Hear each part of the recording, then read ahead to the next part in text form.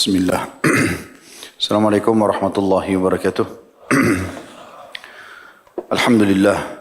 Selalu saja kita memuji Allah atas segala nikmat yang dilimpahkan kepada kita dan juga kita menyanjungkan salawat dan taslim kepada Nabi besar Muhammad sallallahu alaihi wasallam. Pertama-tama saya mohon maaf karena memang ada perubahan jadwal kita. Mulai ke depannya insyaAllah kita yang Selasa siang akan pindah resmi ke Senin siang seperti ini. Karena satu dan dua hal pertimbangan, bentroknya antara jadwal pengajian saya dengan tempat lain, khawatir sering terlambat. Maka insya Allah sekali lagi kita akan rutinkan insya Allah jadwal Selasa siang dipindahkan ke Senin siang kita ini. Melanjutkan bedah buku kita, 40 karakteristik mereka yang dicintai oleh Allah Subhanahu Wa Taala. Tertinggal sedikit dari muqaddimah yang belum dibaca, tapi insya Allah ini bisa antum kembali untuk membacanya karena apa yang dirincikan sebenarnya dari orang-orang yang dicintai oleh Allah Subhanahu Wa Taala ini akan dirincikan lebih panjang lebar di setiap bab atau pasalnya ke depan. Maka saya akan masuk langsung insya Allah di halaman 15. Golongan pertama yang dicintai oleh Allah Subhanahu Wa Taala adalah orang-orang yang bertaubat. Teman-teman sekalian, taubat itu sesuatu yang sangat indah. Jauh dari apa yang dibayangkan oleh seseorang dan punya kelezatan. Jauh daripada lezatnya semua makanan dan nikmat-nikmat dunia ini. Tapi tentu itu akan dirasakan bagi orang yang betul-betul tulus dalam bertaubat kepada Allah Subhanahu Wa Taala. Terbukti pada saat orang tulus bertaubat ada kelapangan dada dia rasakan. Netesnya air mata, ketenangan hati, terdorongnya setelah itu untuk rajin berbuat amal saleh. Ini berarti menandakan dia punya kenikmatan. Kalau tidak mungkin hati merasa tentram. Saya yakin kita tidak luput pernah berbuat dosa, kemudian kita menyesal kepada Allah Subhanahu Wa Taala. Pada saat itu, begitu kita istighfar, bertobat kepada Allah, ingin mengubah keadaan kita menjadi lebih baik, hati jadi plong. Dari kita jadi lapang, air mata kita menetes. Ucapan tutur kata kita cuma beristighfar dan bertobat kepada Allah Subhanahu Wa Taala, memuji dan menyanjungnya, takut dari neraka, berharap surga. Begitu juga dengan kita jadi lebih rajin beribadah setelahnya. Lebih semangat dan merasa benci dengan perbuatan-perbuatan kesalahan tersebut. Itu hanya akan berubah kalau seseorang memang berusaha untuk mengubahnya. Misalnya dia kembali lagi membuka pintu-pintu kemaksiatan. Syaitan berhasil lagi mengelabui dan menguasai dia. Barulah perasaan itu hilang. Tapi selama dia tidak melakukan itu, artinya tetap dia istiqomah dengan taubatnya setelah bertobat ini dia tidak mau mengenang lagi masa lalunya yang dia tahu adalah sekarang ke depan dengan amal soleh. Maka kita temukan orang itu paling lapang dadanya, bercahaya wajahnya. Saya bertemu dengan banyak ikhwah di pengajian. Saya tahu masa lalu mereka seperti apa. Sangat kelam. Baik mereka ceritakan atau memang tersebar di medsos. Tapi Masya Allah, tabarakallah setelah ketemu, saya sering tanya, bagaimana akhi perasaannya? Dada lapang Ustaz. Walaupun pendapatan lebih sedikit, tapi hati tenang karena halal. Ada yang sampai cerai dengan istrinya, ada yang sampai berhenti dari perusahaan pekerjaannya, ada yang hijrah dari kotanya. Tapi semua itu menjadi kecil bagi mereka. Ini semua efek daripada taubat itu. Akan mendatangkan kelapangan dada yang luar biasa, ketenangan hati. Jadi taubat itu sangat indah. Coba lakukan dengan tulus. Hanya antara anda dengan Allah Subhanahu Wa Taala, wudu, sholat 2 rakaat, di masjid seperti ini rumahnya Allah dingin, sejuk, tenang. Sujud niat taubat kepada Allah SWT. Lalu sholat 2 rakaat beristighfar setelahnya. Sebagaimana sabda Nabi SAW, tidak ada seorang hamba yang melakukan satu dosa. Kemudian dia berwudu, bersuci dengan sempurna. Lalu dia sholat 2 rakaat dengan sempurna. Dia berikan hak ruku, sujud, i'tidal sampai salamnya. Kemudian dia beristighfar kepada Allah. Kecuali Allah akan bersihkan dosa-dosanya. Setelah itu tugas kita cuma tinggal istiqomah. Kalau ada teman-teman yang bertanya, Ustaz, setelah kami coba taubat, luruskan niat-niat kami, apa yang harus kami lakukan? Jawaban saya sesuai dengan firman Allah Subhanahu Wa Taala, A'udzu billahi minasyaitonir rajim, wa'bud rabbaka hatta ya'tiyakal yakin. Sembah Tuhanmu sampai datang kepadamu kebenaran atau kematian. Saya subhanallah, komitmen setelah saya komitmen saya harus ngajar nih, luangin waktu untuk ibadah. Karena kalau tidak dilowongkan maka kapan kita akan terjun dan jerumuskan diri kita dalam agama ini. Terus saya paksakan diri dalam masalah ibadah. Saat itu pernah saya duduk subhanallah di satu, saya lupa waktu itu di sebuah tempat. ada tulisan di dinding, firman Allah Subhanahu wa taala, mata saya terlihat ke ayat itu. Saya kayak terenguh, tersentuh tadi ayat yang saya baca itu. Wa'bud rabbaka hatta ya'tiyakal yakin. Sembahlah Tuhanmu sampai datang kepadamu kematian. Saya menarik itu ke diri saya sendiri. Seakan-akan ada pesan ilahi, kalau sekarang tinggal kamu luruskan saja ini, istiqamah dalam kebaikan ini, ngajarkan agama, kau juga praktikin sampai kau mati selesai. Itu yang diharapkan. Maka ini yang kita lakukan setelah kita mendapatkan manfaat tersebut. Mahal teman-teman sekalian taubat itu. Kata sebagian ulama, kalau seandainya seseorang hamba dimudahkan oleh Allah untuk beristighfar dan taubat, berarti Allah inginkan kebaikan untuk dia. Karena Allah gembira dengan taubatnya. Kan begitu dijelaskan dalam sebuah hadis yang sering kita sebutkan, hadis Bukhari. Kata Nabi SAW, sesungguhnya Allah lebih gembira, asyaddu faraha. Kalimat asyad dalam bahasa Arab jauh lebih gembira daripada seseorang dengan taubat hambanya, daripada seseorang di antara kalian yang pergi ke padang pasir yang tidak bertuan. Dia membawa seluruh bekalnya di atas tunggangannya, kemudian dia tidur di bawah sebuah pohon. Setelah itu dia bangun, ternyata tunggangannya hilang bersama bekalnya. Tidak ada satupun orang di padang pasir itu. Lalu dia keliling-keliling mencari bekal dan tunggangannya, dia tidak temukan. Setelah itu dia berkata, karena sudah putus asa, saya coba kembali ke pohon yang pertama. Lalu saya coba tidur, mudah-mudahan saya tidak bangun lagi, meninggal dunia. Karena sudah tidak ada harapan sama sekali. Maka pada saat dia terbangun dari tidurnya, tiba-tiba dia melihat di atas di depan matanya tunggangannya dan berikut bekal-bekalnya. Bagaimana gembiranya orang ini karena dia bisa melanjutkan kehidupan dia karena sudah ada tunggangan yang bisa menyelamatkan dia dan bekal makanan yang juga bisa memenuhi kebutuhannya. Allah lebih gembira dengan taubat hambanya daripada itu semua. Kita nggak mungkin luput dari dosa. Tapi sebaik-baik orang yang berbuat salah adalah yang bertaubat. Makanya Nabi SAW mengatakan semua anak Adam khata'. Kullu ibna Adam khata'un. Semua anak Adam pasti buat dosa, buat kesalahan. Wa khairu khata'ina tawwabun. Tapi sebaik-baik orang yang berbuat salah adalah orang yang bertaubat. Orang yang kembali ke jalan Allah Subhanahu wa taala. Tentu juga taubat artinya meninggalkan, tidak akan kembali lagi. Itu makna taubat, gitu kan? Kita usahakan agar semaksimal mungkin tidak kembali lagi. Tapi rahmat Allah luas. Ada seorang sahabat pernah berkata begini, ya Rasulullah, kalau saya berbuat dosa, apa yang harus saya lakukan? Kata Nabi SAW, taubat. Lalu dia bilang, kalau saya ulangi lagi. Satu waktu, entah kapan saya tergoda lagi. Kata Nabi SAW, taubatlah lagi. Kalau saya ulangi lagi ya Rasulullah. Satu waktu entah kapan saya buat lagi. Taubat. Terus Nabi ulangi SAW dengan jawaban taubat. Selama dia masih bertanya, kalau saya ulangi, kalau saya ulangi. Sampai akhirnya setelah berulang kali dia berkata begitu. Kata Nabi SAW, Allah Tuhan kalian tidak akan jenuh sampai kalian jenuh. Kalau kalian sudah tidak mau lagi taubat, baru Allah tinggalkan kalian. Selama masih mau taubat dan istighfar, aman. Bukan kita gampangkan ya. Tentu jauh lebih baik orang yang sudah bertobat istiqomah. Pahalanya lebih besar dibandingkan dia terjerumus lagi dalam dosa, dia taubat lagi. Tentu, karena detik-detik di saat dia lagi berbuat dosa, orang yang tidak berbuat dosa akan dapat pahala. Misal si A sama si B, dua-duanya pernah berbuat dosa, dua-duanya taubat nasuha sekarang. Tidak mau lagi kembali ke dalam dosa. Si A tetap istiqomah, si B terjerumus. Misalnya sebulan kemudian, setahun kemudian, 5 tahun kemudian terjerumus lagi dalam maksiat. Misalnya berzina dan lain seterusnya. Maka detik-detik di mana dia berbuat dosa ini, tentu si A berbuat ibadah. Karena lagi tidak berbuat dosa. Gitu kan? Di sini kalahnya si B sama si A. Walaupun nanti si B sebulan kemudian taubat dibersihkan dosanya. Bersih dosa. Tapi kosong dari pahala. Gitu kan? Karena misalnya 3 jam yang dia pakai berzina, nggak bisa diisi dengan ibadah. Kecuali dengan hikmah Allah SWT, Allah dengan kemahamurahnya mengganti dosa-dosanya menjadi pahala. Memang ada jenis golongan orang seperti itu.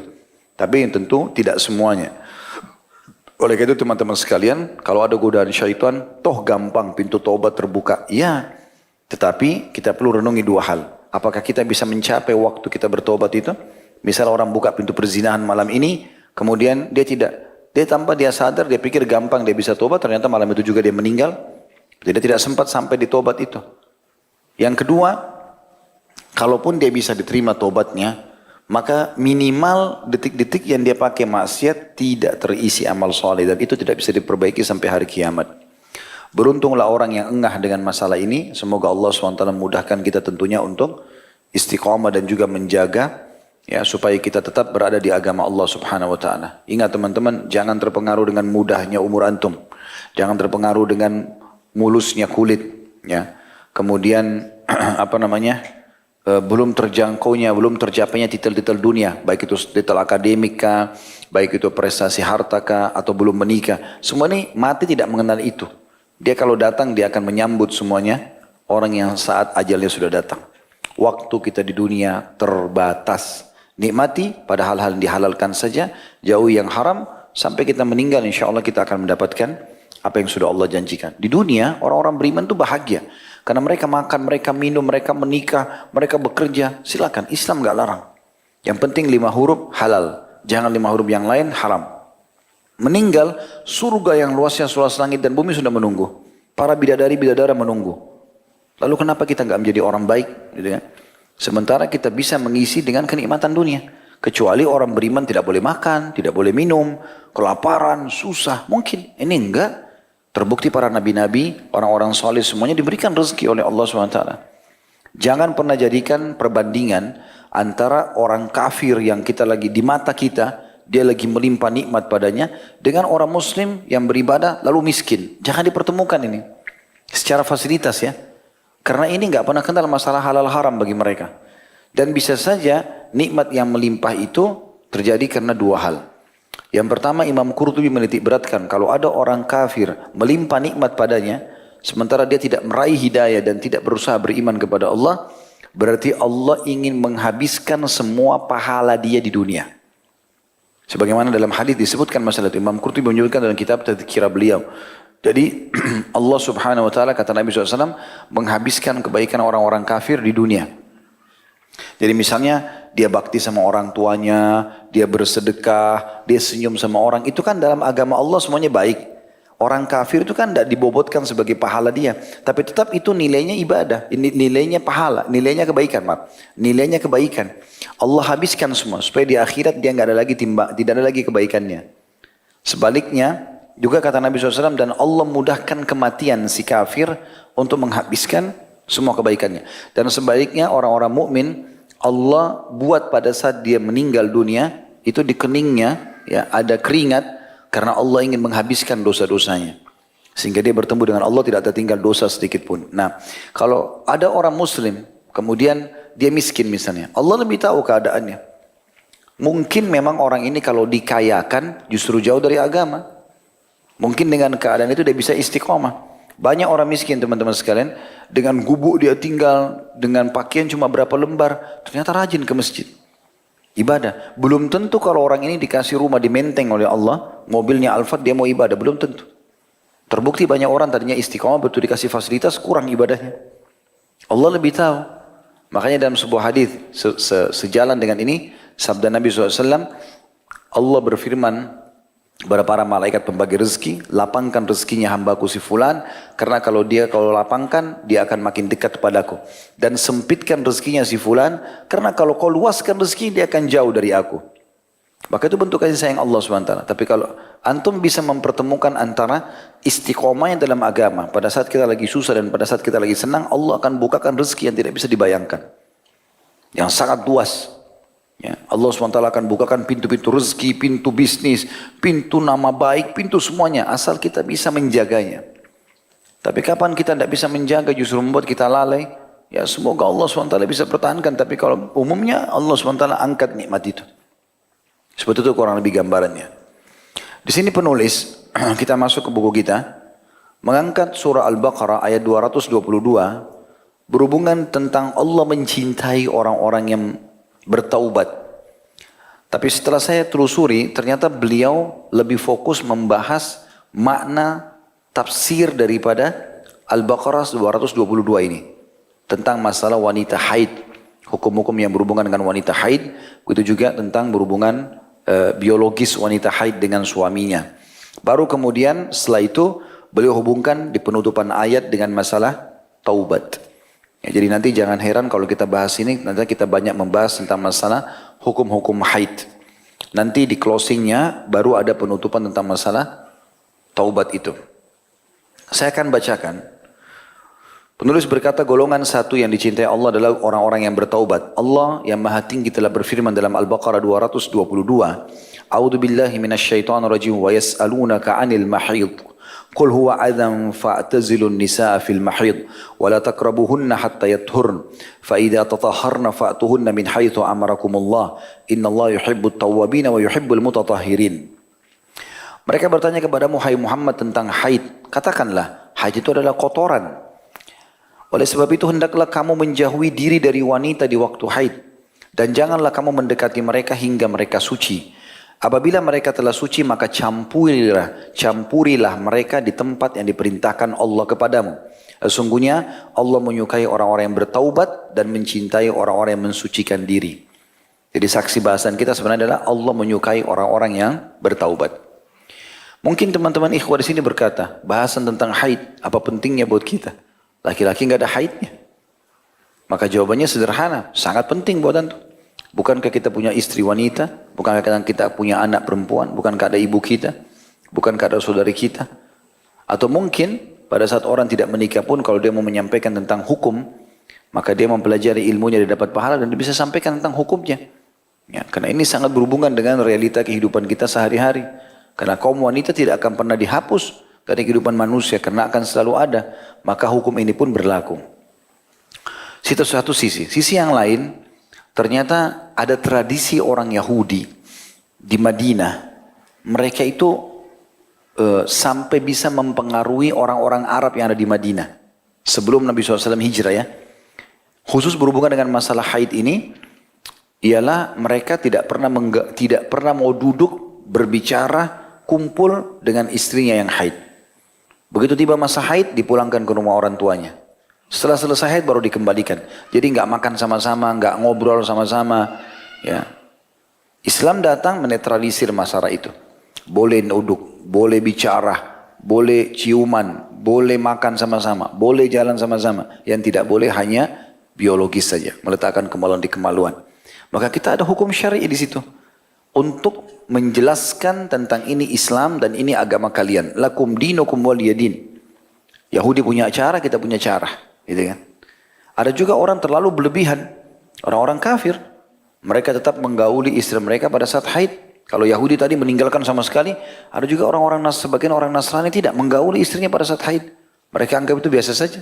Gitu kan? Di alam sihir, darah haid digunakan untuk wadah dan sarana. Diambil darah haid lalu dimantra-mantrain.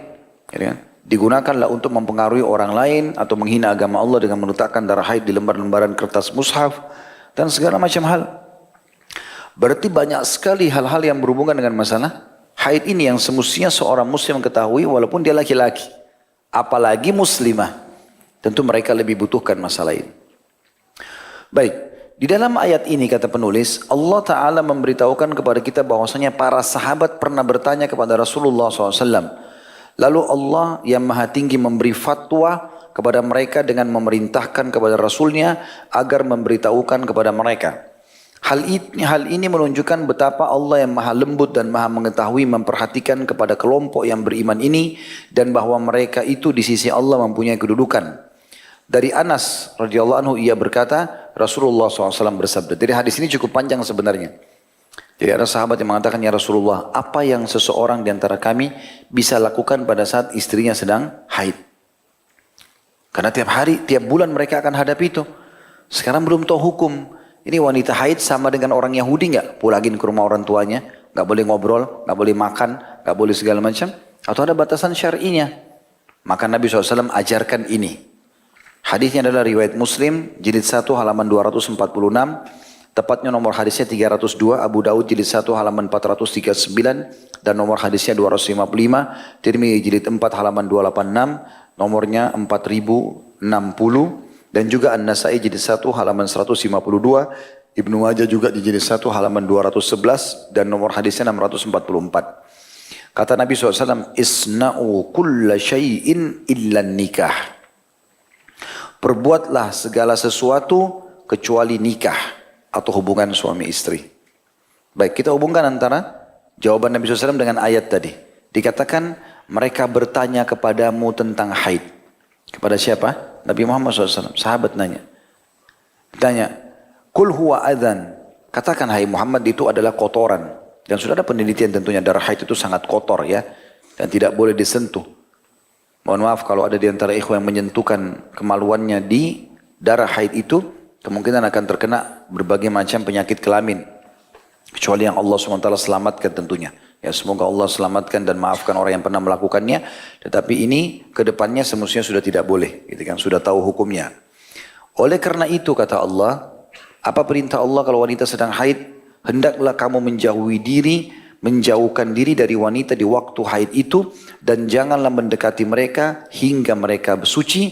Apabila mereka sudah suci, maksudnya sudah tidak lagi darah haid dan sudah mandi, maka campurilah mereka di tempat yang diperintahkan Allah kepadamu. Khusus potongan ini tafsirnya dalam hadis tadi. Nabi SAW mengatakan lakukan apa saja. Kan Allah bilang jangan dekati mereka. Kalau kita fahami zahirnya ayat apa? Gak boleh berdekat-dekat, gak boleh interaksi, gak boleh ngomong, gak boleh kumpul. Tapi di sini Nabi SAW merincikan tafsir yang dimaksud dengan Allah bilang jangan kamu katakan darah itu kotoran, oleh sebab itu hendaklah kamu menjauhkan diri dari wanita di waktu haid, dan jangan kamu mendekati mereka hingga mereka suci. Apabila mereka suci maka campurilah mereka, gauli mereka di tempat yang telah diperintahkan Allah. Nabi SAW mengatakan buat apa saja dalam kenikmatan itu, ciuman, pelukan, segala macam, kecuali meletakkan kemaluan di kemaluan. Itu tafsir daripada Al-Baqarah ini. Lalu Allah tutup ayatnya mengatakan, sungguhnya Allah menyukai orang-orang yang bertobat. Artinya kalau pernah lakukan, sekarang taubat. Jangan ulangi lagi. Jangan gauli lagi istrimu pada saat haid. Gitu kan? Dan mencintai orang-orang yang mensucikan diri. Artinya yang haid, dia sucikan dirinya baru kemudian boleh digauli. Yang laki-laki juga dia sucikan dirinya ya, kalau dia selesai menggauli istrinya. Maksudnya mandi junubnya.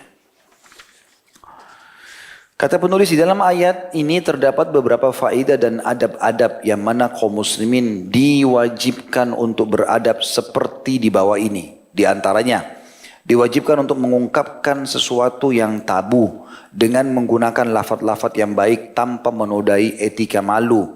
Karena Allah yang Maha Tinggi telah melarang berhubungan intim pada waktu haid dengan memerintahkan agar menjauh. Allah berfirman tadi, potongan ayatnya, A'udzubillahi minasyaitonirrajim, fa'tazilun nisa fil mahid wa la taqrabuhun hatta yathurn. Oleh sebab itu hendaklah kamu menjauhi diri dari wanita di waktu haid dan janganlah kamu mendekati mereka sebelum mereka suci. Dan mengizinkan untuk berhubungan intim apabila dia sudah suci, sudah bersih darahnya, sudah mandi bersih, sebagaimana firman-Nya, masih lanjutan ayat, fa idza tatahharna fa'tuhunna min haitsu amarakumullah. Apabila mereka telah suci maka campurilah mereka di tempat yang diperintahkan Allah kepadamu. Dan menggambarkan tentang tempat yang boleh dijima dengan firman-Nya dalam Al-Baqarah 223, satu ayat setelahnya. Nisa'ukum harthun lakum fa'tu harthakum anna syi'tum. Istri-istrimu adalah seperti tanah tempat kamu bercocok tanam, maka datangilah tempat bercocok tanam itu bagaimana saja kamu kehendaki. Ya, artinya di kemaluannya. Jadi pelajaran di sini diantaranya beliau mengatakan pentingnya seorang muslim bertanya sesuatu yang tabu dalam hukum agama kepada ahlinya supaya jangan dia terjerumus dalam kesalahan tanpa dia sadari. Pertanyaan sahabat tentang haid ini tabu sebenarnya, apalagi ditanya di masjid. Ya, seakan-akan bebek nggak usah ditanya gitu kan. Tetapi Allah SWT mengajarkan, disuruh tanya, bertanya saja. Sampai pernah ada seorang wanita, sahabat Nabi yang mulia berkata, ya Rasulullah, Allah tidak malu dalam menjelaskan kebenaran. Sekarang saya mau tanya, apakah wanita juga mandi junub kalau dia mimpi? Pertanyaan itu tabu bagi perempuan bertanya di masjid, di depan orang. Tapi dia tanya, Allah tidak malu dari kebenaran ya Rasulullah. Artinya pasti Allah akan jelaskan karena saya tidak tahu itu. Perlu saya tanya, apakah wanita juga mandi junub kalau dia mimpi? Ternyata bukan cuma laki-laki mimpi. Perempuan pun mimpi. Dari syaitan tentunya, berhubungan biologis segala macam. Tapi Nabi SAW mengatakan, iya, bila dia temukan cairan di kemaluannya. Jadi harus mandi di situ. Berarti kita bertanya sesuatu yang kita anggap tabu pun, tapi kita butuh hukumnya boleh dalam syariat. Allah Subhanahu Wa Taala akan menjelaskan dengan Rasulnya Muhammad Sallallahu Alaihi Wasallam. Kemudian juga dari ayat ini perlu kita garis bawahi teman-teman, bahwasanya Islam sangat peduli dengan masalah seksual. Ya. Terbukti ayat turun dengan sangat jelas. Di antaranya dua ayat ini, terutama ayat 223. Karena orang-orang Yahudi di ayat 223 ini teman-teman sekalian, 223 Al-Baqarah, yang istri-istrimu adalah seperti tanah tempat bercocok tanam, maka datangilah tempat bercocok tanam itu bagaimanapun yang kamu kehendaki, ya, selama bukan yang diharamkan. Haram adalah meletakkan kemaluan di kemaluan dengan memasukkannya sementara darah haid, atau memasukkan kemaluan zakar laki-laki ke dalam dubur perempuan. Itu hukumnya haram. Orang-orang Yahudi berkata, sebab turunnya Al-Baqarah 223, siapapun yang menunggingkan istrinya, walaupun dia gauli kemaluannya, tapi dengan cara istrinya ditunggingkan, maka mata anaknya akan juling. Begitu mereka sebarkan isu di Madinah. Dan sebab turun ayat ini gara-gara itu. Allah mengatakan, tidak ada larangan dalam masalah itu. Istri-istri kalian, tanah cocok tanam kalian. Gauli sesuai yang kalian inginkan. Mau kalian di atas, mau istri kalian di atas, mau dibalik, terserah. Yang penting bukan haram. Bukan tempat yang haram. Ini berarti menandakan Islam datang menjelaskan masalah itu. Berarti kita tidak butuh tontonan-tontonan yang haram. Ya. Tidak pernah kita jelaskan masalah itu karena tontonan-tontonan ini pasti akan jauh dari agama. Terbukanya aurat misalnya. Tentu kita beristighfar kalau pernah melakukannya. Tapi usahakan ke depannya tidak ada lagi. Tujuan kita belajar seperti ini supaya kita faham, tersentuh secara keimanan, ke depannya kita tidak lakukan lagi. Gitu kan? Maka itu bisa menonton aurat orang lain. Dan otomatis di dalam film lebih cantik dan lebih gagah daripada pasangannya. Akan menjatuhkan semangat biologis dengan pasangannya. Gitu kan? Atau dia akan membayangkan orang-orang itu. Juga hal yang lain adalah mereka tidak punya adab dan tata krama. Mereka mengajarkan menggauli dari dubur yang haram dalam agama. Dan itu bahaya sekali. Nanti kita dengarkan hadis setelah ini ya. Sebesar apa sih ancamannya meletakkan kemaluan di kemaluan istri pada saat dia lagi haid di dalam, dan juga meletakkan zakarnya di dalam dubur istrinya. Ini perlu kita bahasakan lafaz jelas karena begitu hadisnya. Perhatikan di sini dikatakan semua lafaz-lafaz tersebut suci, terjaga, bersih, tidak memberikan naruri seks, tidak pula menodai rasa malu. Artinya tetap perlu dibahasakan, tapi mungkin tidak perlu terlalu vulgar. Di antaranya diwajibkan menjauhkan diri dari istri-istri di waktu haid, karena mendatangi mereka pada waktu haid itu hukumnya haram. Rasulullah SAW sangat mengecam perbuatan ini seraya bersabda, "Man ata haidan aw imra'atan fi duburiha aw kahinan faqad kafara bima unzila ala Muhammad." Barang siapa yang menyetubui istrinya yang dalam keadaan haid, maksudnya di sini sekali lagi masukkan kemaluan di kemaluan, karena kalau ada pembalut di atas sarung atau kain tidak masalah. Nanti akan kita jelaskan hadisnya. Tapi tidak boleh memasukkan kemaluan di kemaluan. Barang siapa yang menyetubui artinya meletakkan kemaluan di kemaluan istrinya dalam keadaan haid, atau menyetubuinya pada lubang duburnya, atau dalam datang kepada dukun, maka sungguh dia telah kafir dengan sesuatu yang telah diturunkan kepada Muhammad sallallahu alaihi wasallam. Hadis ini sahih riwayat Tirmidzi nomor 135. Ibnu Majah nomor 639, Abu Daud nomor 3886. Saya ringkaskan, saya tidak sebutkan lagi jilid dan halamannya. Kekufuran tersebut, kata beliau dalam makna hadis, akan menjadi kufur akbar besar yang berlawanan dengan Islam bagi siapa saja yang mengingkari haramnya menyetubui istri yang sedang haid dan meyakini kehalalannya.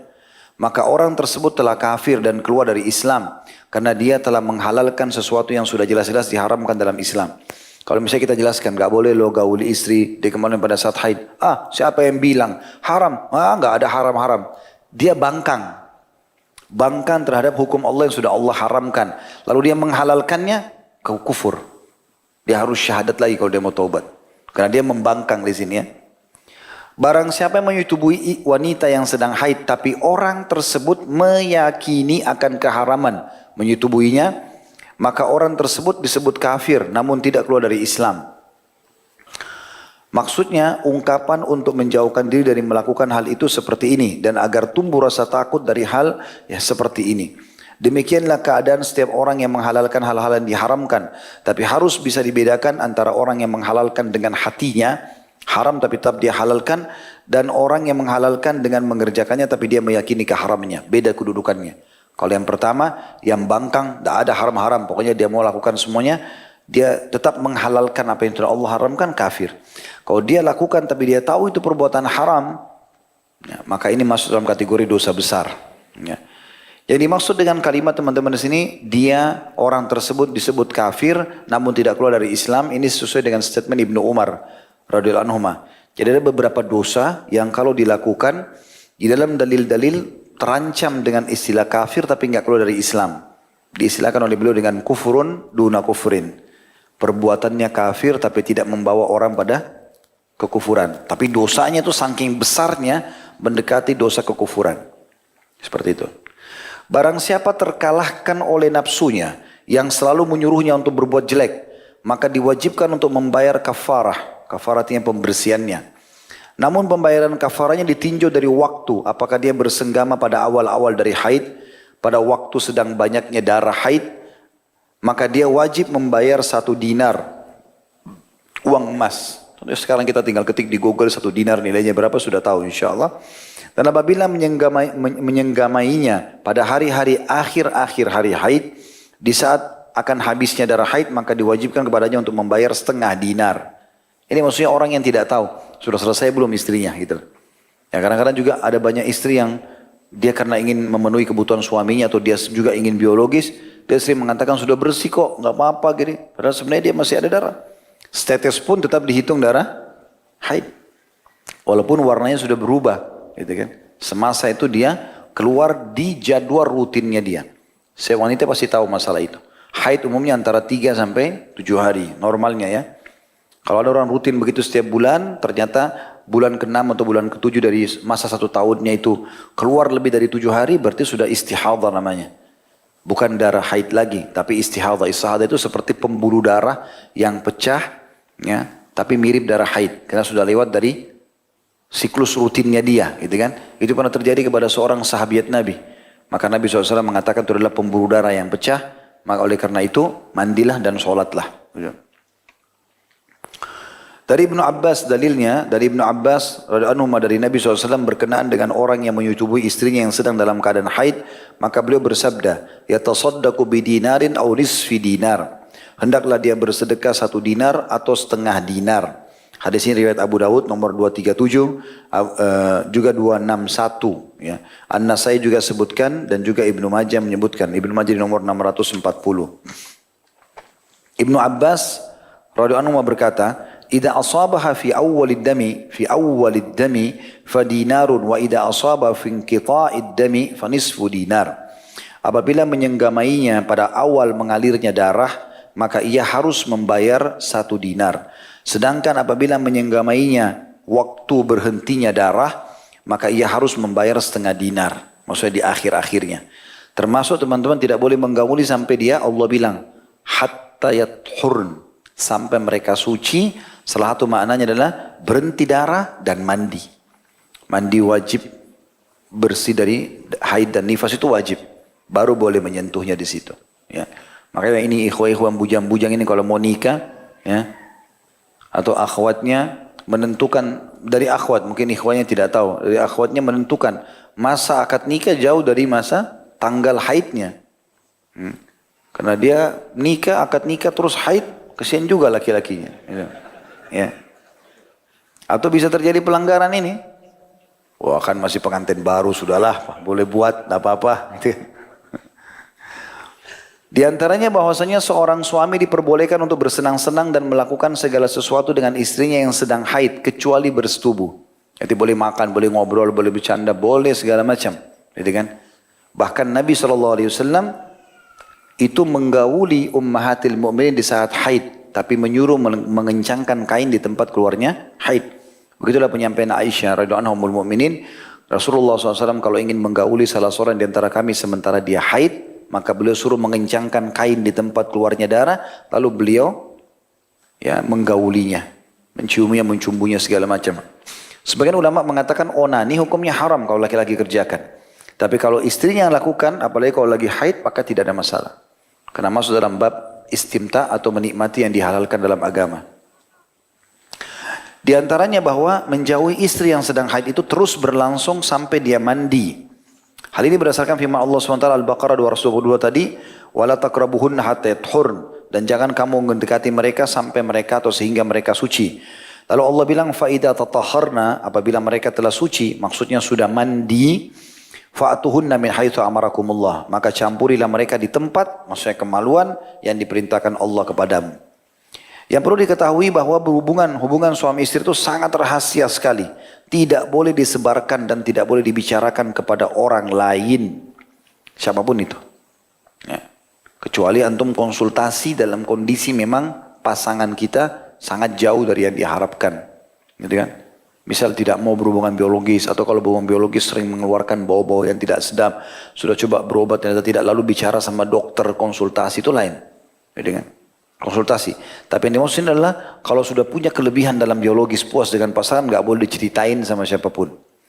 Hadisnya adalah dari Asma binti Yazid radhiyallahu anha, bahwasanya suatu ketika ia bersama Nabi SAW, sedangkan laki-laki dan perempuan sedang duduk, lalu beliau SAW bersabda, la'alla rajulan yaqulu ma fa'alahu bi ahlihi wa la'alla imra'atan tukhbiru ma fa'alathu ma'a zawjiha. فأرم القوم فقالت أي والله يا رسول الله إنهن لا يفعلن وإنهم لا يفعلون فقال صلى الله عليه وسلم لا تفعلوا فإنما مثل ذلك كمثل الشيطان لقي شيطانا في الطريق فغشيها والناس ينظرون.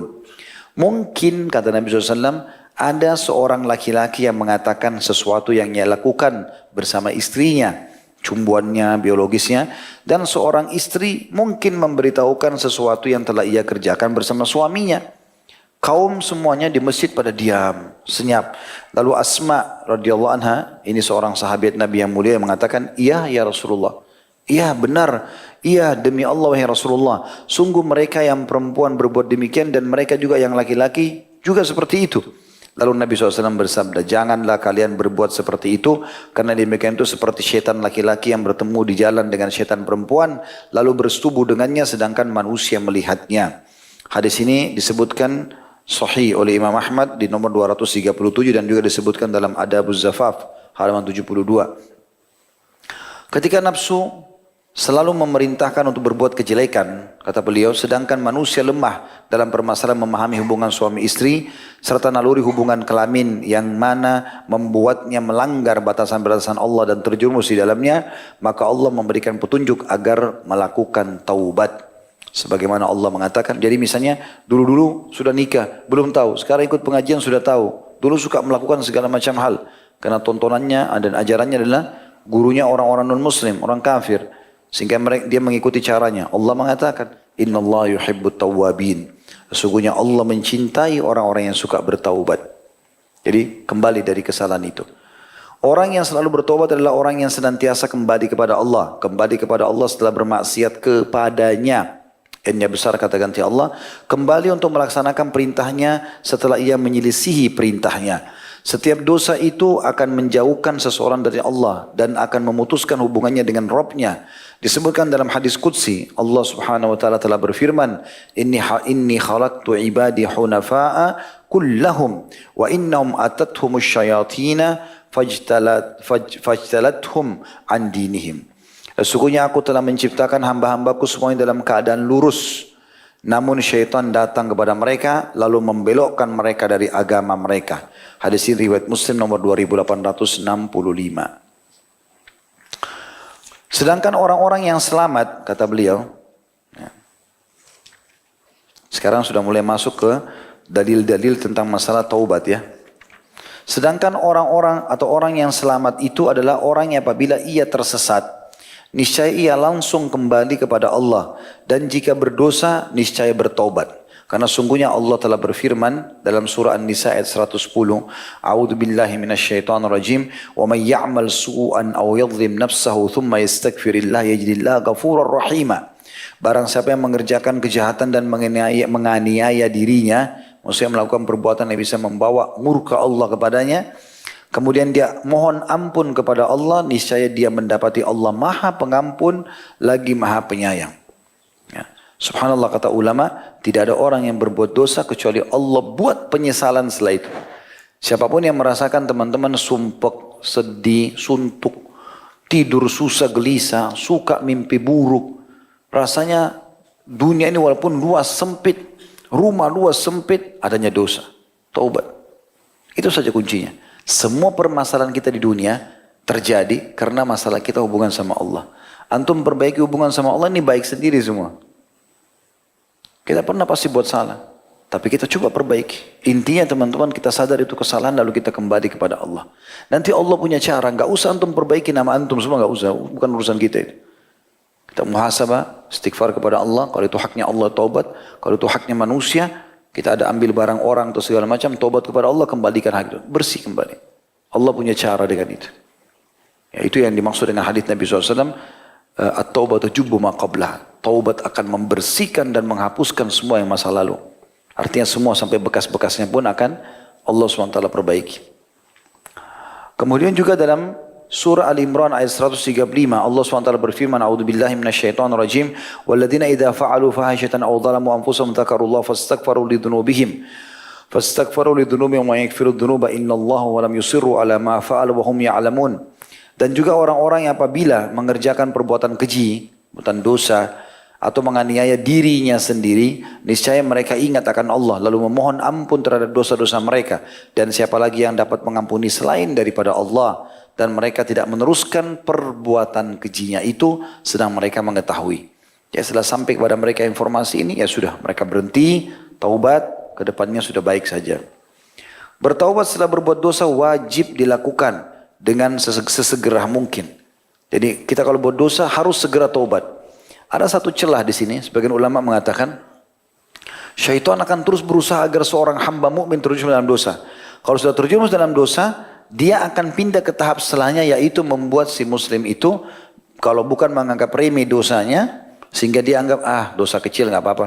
Atau memang syaitan membuat dia justru merasa dirinya sudah kotor sehingga dia tidak layak lagi untuk ibadah. Ini kalau muncul waswas syaitan. Justru di sini beliau titik beratkan, bertaubat setelah berbuat dosa wajib dilakukan sesegera mungkin. Tidak boleh dinanti-nantikan atau diakhirkan. Sebagaimana firman Allah Subhanahu wa taala dalam surah An-Nisa ayat 17, A'udzubillahi minasyaitonir rajim. Innamat taubatu 'alallahi lilladzina ya'maluna as-su'a bijahalatin tsumma yatubuna min qarib. Tsumma yatubuna min qaribin faulaika yatubu 'alaihim wa faulaika yatubu Allahu 'alaihim wa kana Allahu 'aliman hakima. Sesungguhnya taubat di sisi Allah hanyalah taubat bagi orang-orang yang mengerjakan kejahatan lantaran kejahilan, yang kemudian mereka bertaubat dengan segera. Maka mereka itulah yang taubatnya diterima Allah, dan Allah maha mengetahui lagi maha bijaksana. Jadi kalau dia buat dosa, langsung segera dia berhenti dari dosa tersebut. Maksudnya adalah setelah melakukan kesalahan, hendaklah mereka menyesali perbuatannya dan menghapus bekasnya dengan kebaikan setelahnya.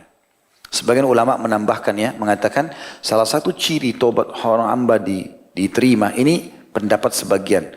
Salah satu ciri tobat orang diterima adalah seorang hamba yang sudah tobat melupakan dosa itu. Atau merasa benci untuk kembali ke dosa yang sama. Itu menandakan berarti tobat kita diterima. Karena Allah SWT akan tanamkan kebencian. Atau bahkan kita sudah lupa. Oh iya saya pernah buat ini. Tapi kita sudah lupa, tidak teringat dalam keseharian kita. Kapan seseorang itu tobatnya main-main, maka terus syaitan masih bisa memainkan di pikiran dia sehingga dia bisa terjerumus setiap saat. Kata beliau, sebelum titik-titik hitam di dalam hatinya terkumpul, dia harus segera taubat. Yang akhirnya tidak akan terhapus. Karena itu Rasulullah SAW bersabda, وَأَتْبِئِ السَّيِّئَةَ الْحَسَنَةَ مُحْهَا. Ikutilah keburukan dengan kebaikan, pasti kebaikan itu akan menghapusnya. Hadis ini Hasan riwayat Tirmidzi nomor 1987, juga disebutkan oleh Tirmidzi nomor 2053. Maaf, Sahih Tirmidzi itu di 1987, kalau di Sunan Tirmidzi sendiri 2053. Luqman berkata kepada putranya, Luqman Hakim, dalam orang yang masyhur, tokoh yang masyhur yang Allah sebutkan dalam surah Luqman, wahai anakku, janganlah kamu mengakhir-akhirkan taubat, karena kematian itu akan datang secara tiba-tiba. Barang siapa tidak bersegera untuk bertaubat dengan menanti-nantikan, maka ia berada di antara dua bahaya besar. Yang pertama, bertumpuknya kegelapan pada hatinya di setiap kemaksiatan sehingga menjadi kotoran dan tabiat dan tidak dapat dihapus. Yang kedua, segera terkena penyakit atau tiba-tiba meninggal, lalu tidak dapat menyibukkan diri untuk menghapus dosa. Karena itu dikatakan juga bahwa kebanyakan teriakan penghuni neraka adalah dengan mengatakan, betapa ruginya aku akibat menanti-nantikan taubat. Sebagaimana ini dinukil ada footnote nomor 25 dari Al-Ihya jilid 4 halaman 12. Jadi salah satu yang nanti yang diteriakin oleh orang-orang neraka itu, Ya, sayang kenapa dulu kita tunda-tunda taubat. Tapi sudah terlambat. Maka dari itu, wahai orang-orang yang berbuat dosa, berhati-hatilah terhadap kematian dan berlombalah berbuat kebaikan, serta gunakanlah hidupmu sebelum datang kematianmu. Karena kematian itu akan datang tiba-tiba. Sebagaimana ini ada putusan nomor 26 disebutkan dalam Sahih Al-Jami' nomor 1088 dan dalam Mustadrak jilid 4 halaman 306. Allah berfirman mengingatkan masalah itu dalam surah Luqman ayat 34, A'udzubillahi minasyaitonirrajim, wa ma tadri nafsum madza taksibu gada, wa ma tadri nafsum bi ayyi ardin tamut. Dan tidak seorang pun yang dapat mengetahui dengan pasti apa yang akan diusahakannya besok, dan tidak ada seorang pun yang dapat mengetahui di bumi mana ia mati. Ulama mengatakan hari itu dibagi tiga. Hari masa lalu, kalau itu sudah berlalu, kalau baik kau syukuri, kalau buruk kau bertobat. Hari ini yang sedang dilalui dan ini milikmu, maksimalkan dengan kebaikan, jauhi larangan. Dan hari esok kau hanya bisa berniat saja, karena belum tentu kau mencapainya. Tapi kalau orang niat kebaikan, dia dapat pahala. Misal kalau saya masih hidup tahun depan, saya akan begini dan begitu, gitu kan? Nabi SAW mengatakan dalam sabdanya itu, kalau saya masih hidup tahun depan, saya akan begini dan begitu. Ya. Kemudian juga dari ayat ini diambil, sesungguhnya orang tidak tahu di mana dia meninggal. Dalam sebuah hadis sahih dikatakan kalau seseorang hamba akan dicabut atau direnggut ruhnya di sebuah tempat, maka Allah SWT membuatnya punya hajat ke tempat itu.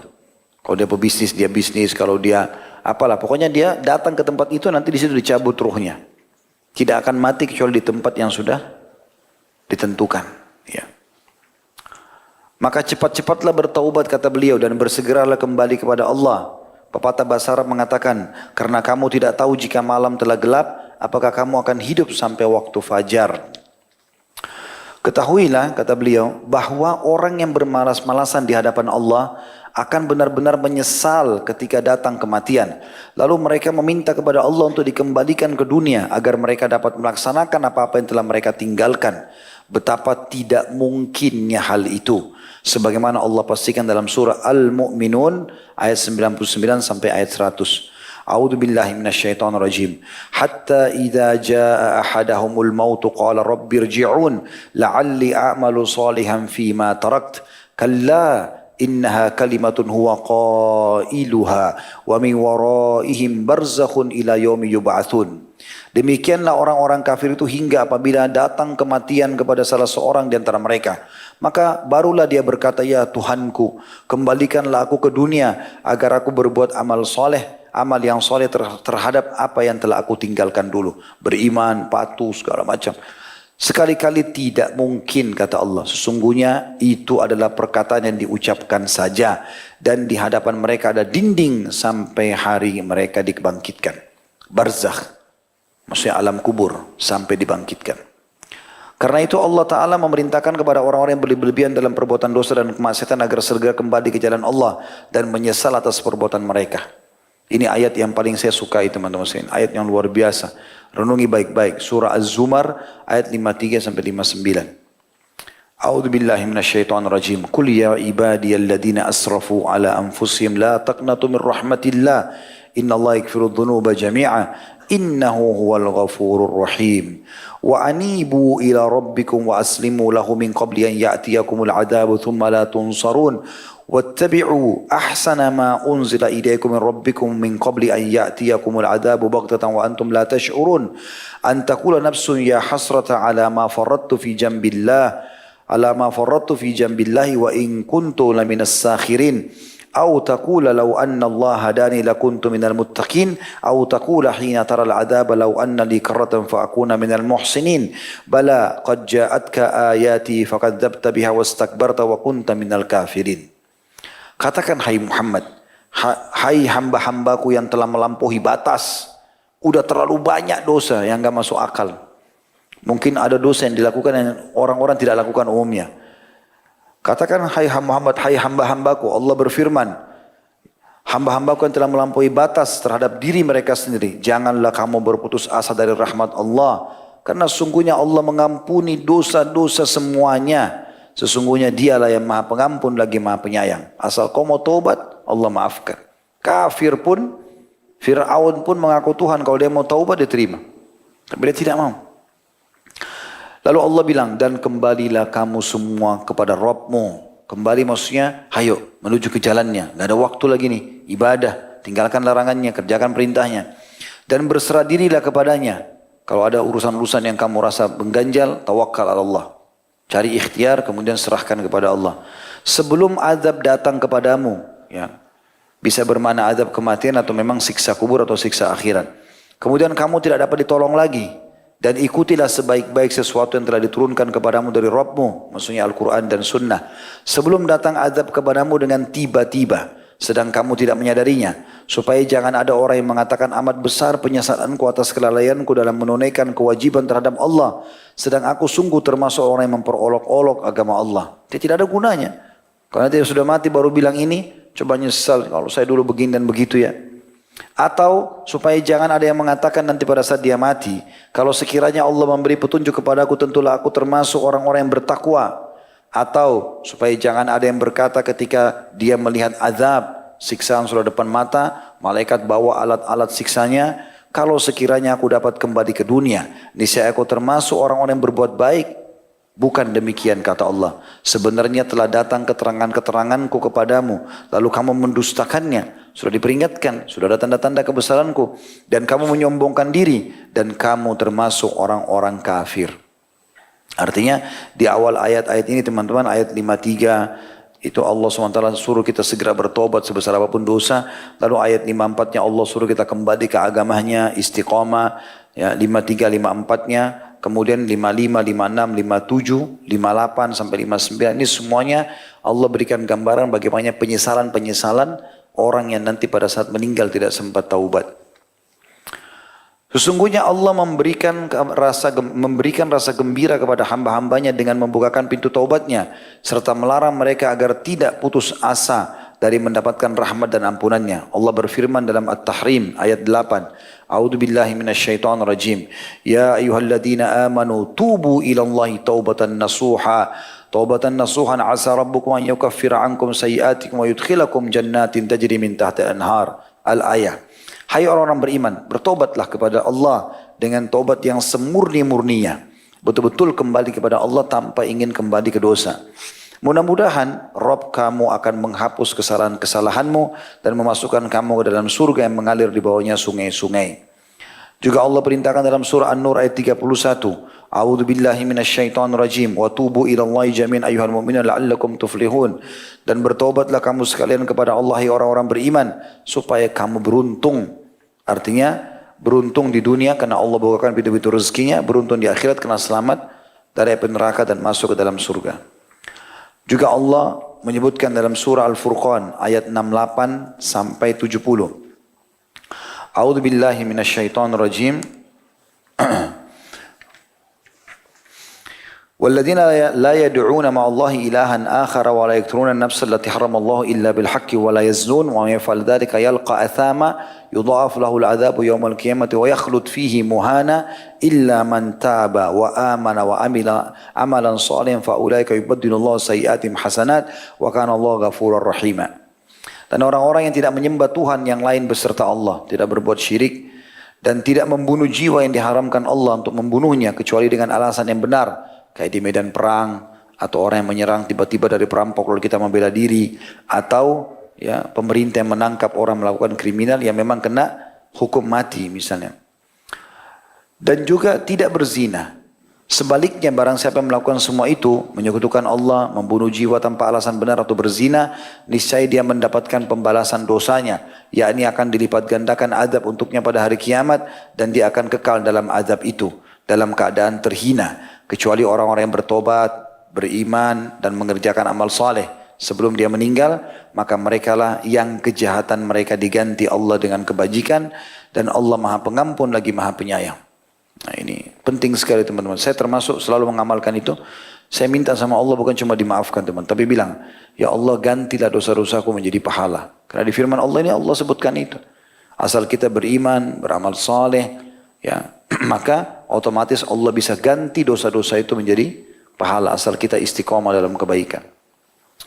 Allah juga memastikan dalam Furqan ayat 71 lanjutannya, A'udzu billahi minasyaitonir rajim wa man taba wa amila shalihan fa innahu yatubu ila Allahi mataba. Dan orang yang bertaubat dan mengerjakan amal saleh maka sungguhnya dia bertobat kepada Allah dengan taubat yang sebenar-benarnya. Kita insyaallah cukupkan sampai dalil-dalil ini. Nanti kita buka pertanyaan insyaallah. Yaitu surah Toha dan ada sebuah hadis nanti yang kita akan baca insyaallah. Yang berbunyi a'udzubillahi minasyaitonir rajim wa inni lagaffarun liman taba wa amana wa amila salihan thumma ihtada. Sesungguhnya aku Maha Pengampun kata Allah. Maha Pengampun berarti menghapus dan membersihkan semua kesalahan bagi orang yang bertaubat, beriman dan beramal saleh. Kemudian tetap di jalan yang benar. Dan tetap di jalan yang benar. Saya subhanallah pernah menyampaikan di salah satu ceramah, kalau orang masuk ke kuburan, ya kalau dia punya maksiat maka dia bisa dihukum, gitu kan, oleh Allah SWT. Beranjak daripada hadis 2 orang penghuni kuburan yang Nabi SAW lewati, lalu kata Nabi SAW dua-duanya disiksa. Dan keduanya disiksa pada hal yang dianggap oleh keduanya tidak besar, tapi itu besar, yaitu adu domba dan tidak cebok pada saat kencing kan gitu. Saya mengambil tadinya dari hadis ini, berarti orang akan kena siksa kubur karena tidak cebok pun disiksa di kubur kan. Subhanallah, saya sempat tanya sama Syekh Ali Hilabi masalah ini. Syekh, apakah memang ini seperti ini keadaannya? Karena salah satu teman sahabat saya, Dr. Musyafa Hafidhahullah, mengingatkan saya, Ustaz coba antum cek ini gitu. Saya coba cek, terus saya cek ke Syekh Ali mengatakan dia sebenarnya masih di bawah masyiatillah. Apa itu masyiatillah? Artinya walaupun dia masuk ke kuburan, selama bukan kekafiran ya. Kalau dia masih berbuat dosa, saking luasnya rahmat Allah, Allah masih bisa mengampuni atau Allah menyiksanya. Ya, Allah masih bisa mengampuni atau Allah menyiksanya gitu kan. Artinya tidak spontanitas main dihukum. Kecuali Allah SWT ingin hukum. Jadi harus kita hubungkan dengan masyiatillah. Maka ini menunjukkan rahmat Allah yang luas. Tapi tentu tetap kita berharap agar kita bertaubat sebelum meninggal dunia. Karena itu bisa disiksa, bisa juga tidak. Gitu ya. Kemudian hadis sebagai penutup kita akan buka pertanyaan selain insyaAllah adalah dari Abu Musa radhiyallahu anhu dari Nabi SAW beliau bersabda, Inna Allah azza wa jalla yabsutu yadahu bil laili liyatuba musi'un nahar wa yabsutu yadahu bin nahar liyatuba musi'ul laili hatta tatlu asy-syamsu min maghribiha.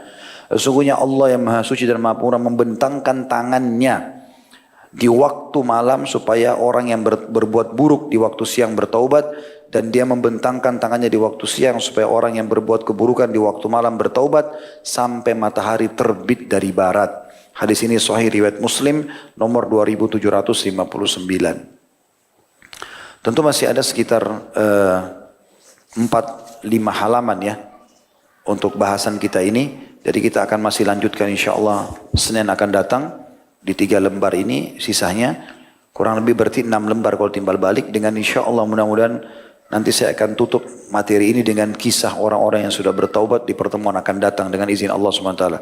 Jadi kita tidak buru-buru menyelesaikan, selain memang asar sudah sangat dekat, dan juga akan ada Ustadz mengisi setelah asar nanti. Jadi kita tidak mau mengganggu waktu beliau insyaAllah. Begitu saja, subhanakallahumma bihamdika, asyhadu an la ilaha illa anta astaghfiruka wa atubu ilaik. Wassalamualaikum warahmatullahi wabarakatuh.